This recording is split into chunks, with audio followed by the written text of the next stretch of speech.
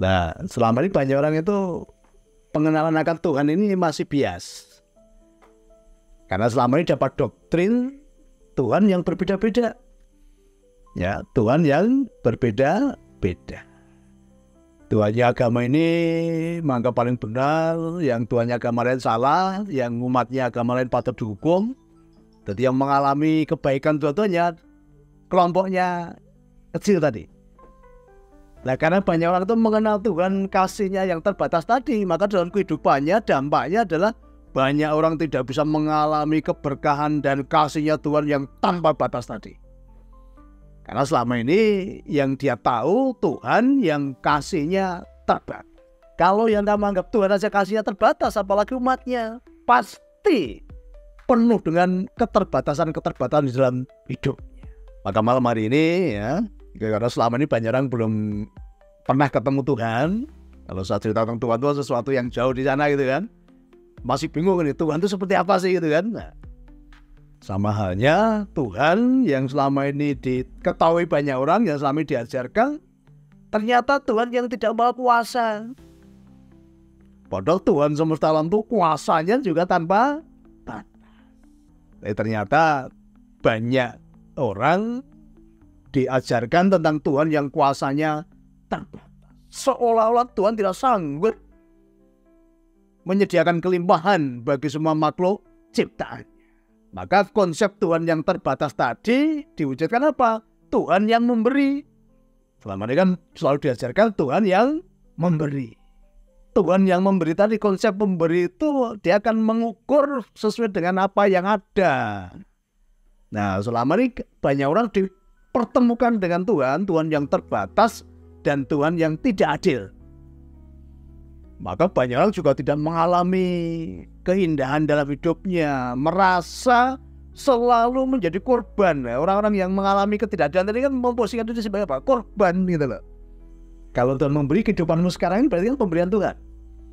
Apa yang kamu alami, apa yang kamu rasakan sekarang ini berarti kan pemberian Tuhan. Kalau konsepmu Tuhan memberi loh ya. Anda terima nggak dengan kondisimu sekarang ini? Terima nggak? Enggak kan? Nah, maka sampai ke Bali itu kan karena nggak terima dengan kondisimu sekarang ini kan, gitu kan. Tapi sepahami dulu, selama ini konsep yang banyak orang tahu itu kan Tuhan memberi tadi. Mengucap syukur, di dalamnya ada energi berlimpah. Tetapi mengeluh, di dalamnya ada energi kemiskinan. Coba cek dalam hidupmu, kalau selama ini kamu mengeluhkan tentang orang tua, selama ini kamu mengeluhkan tentang Tuhan yang selama ini selalu bersama. Kamu kurang bersyukur, kasihmu mulai redup, kasihmu mulai hilang terhadap Tuhan yang selama ini nyata di dalam hidup. Kamu itu akan berdampak sangat besar di dalam kehidupan. Yang kamu dulu cerewet, kamu dulu anak kecil, saya masih punya anak usia 4 tahun, cerewetnya minta ampun, nanyakan terus, ulang-ulang. Tapi orang tua senang aja ketika anaknya tadi tanya berulang-ulang, senang, bahagia gitu loh. Kita celoteh macam-macam, kita senang, bahagia. Tapi begitu ada orang tua mau agak cerewet, banyak tanya, kamu bentak. Cerewet. Kamu tidak menghargai Tuhanmu selama ini. Tuhan yang nyata, Tuhan yang kelihatan dalam hidupmu. Perwujudan Tuhan di waktu kecil semuanya, apa yang kamu perlukan, semuanya sudah disediakan Bapak. Bahkan kamu belum ada di dunia pun, dia sudah sediakan. Karena dulu ketika anak saya belum lahir itu saya sudah beli popok, beli gendongan, beli tempat tidur bayi. Belum ada anak saya loh. Tapi semuanya sudah tak sediakan gitu loh. Itulah Tuhan. Tuhan yang menyediakan, bukan Tuhan yang memberi. Ya. Nanti ada sesi bagaimana cara cepat dan lambatnya penciptaan terwujud.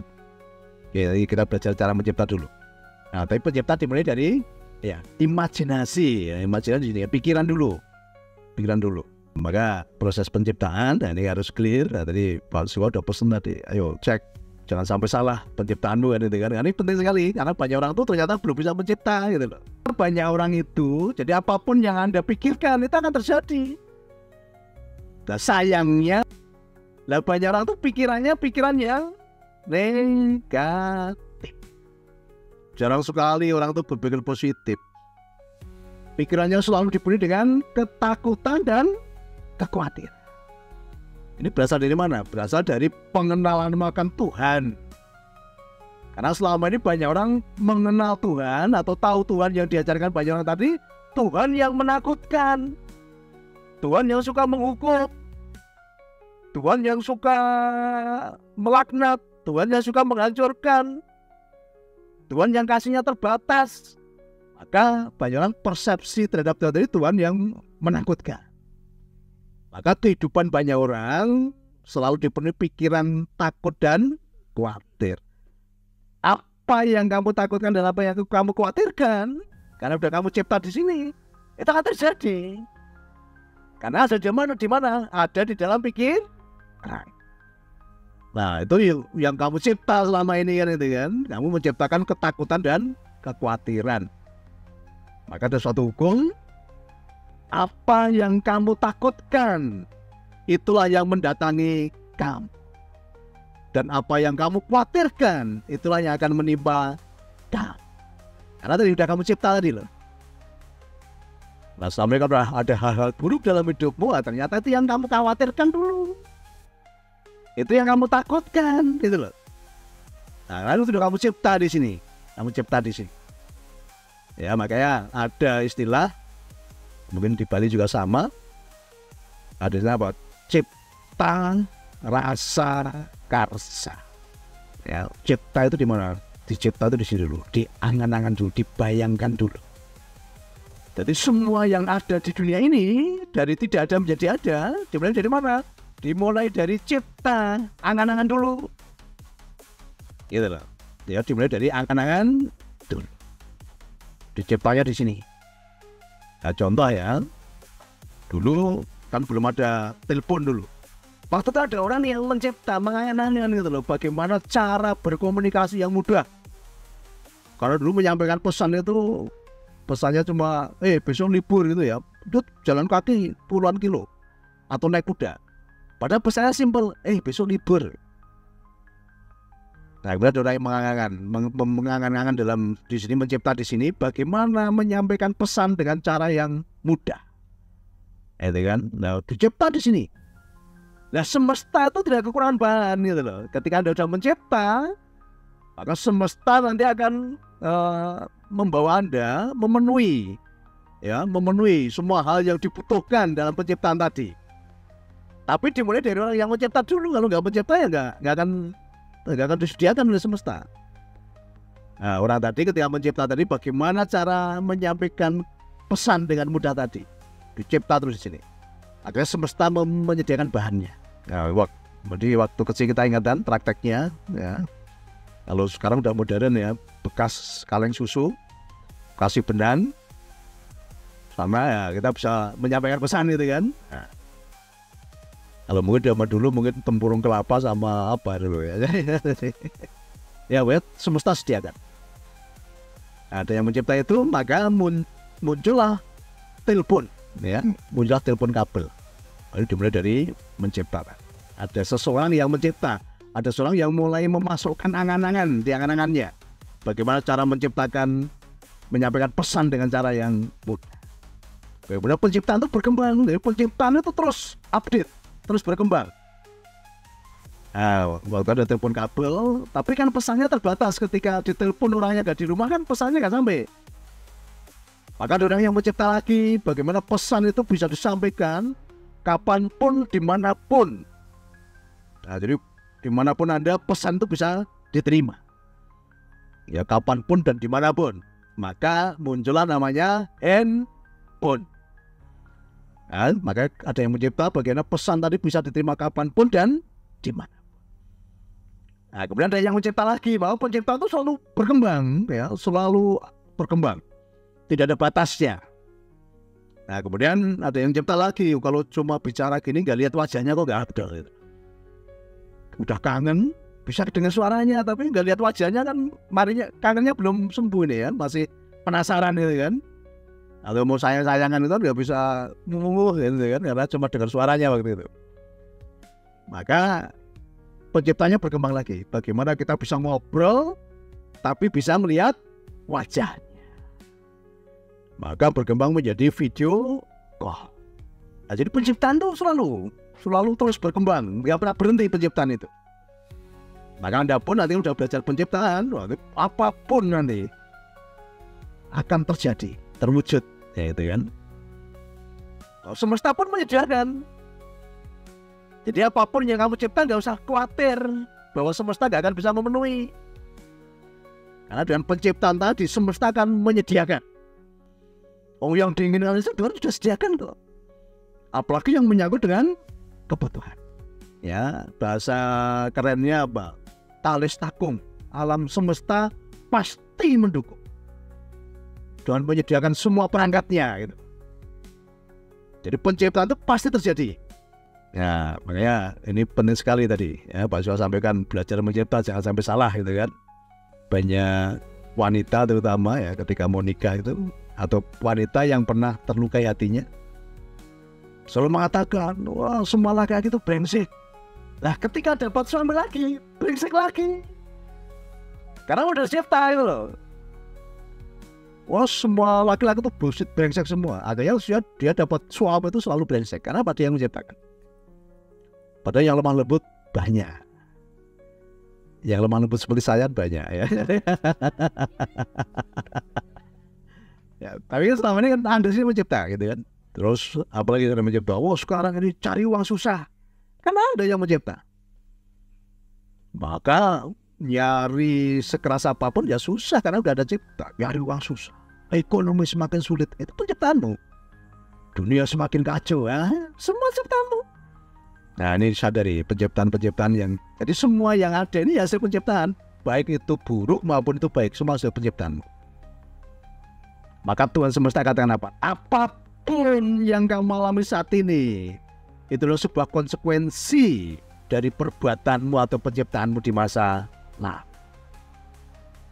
Maka mulai sekarang mulai berpikir yang baik-baik, semua yang baik, semua yang indah, semua yang benar, semua yang enak dipandang mata, semua yang sedap didengarkan telinga. Maka pikirkanlah itu. Jadi pikiranmu kayak taman, pikiranmu kayak tanah yang subur. Ya pikiran manusia itu seperti tanah yang subur. Apapun yang kamu tanam di situ pasti bertumbuh.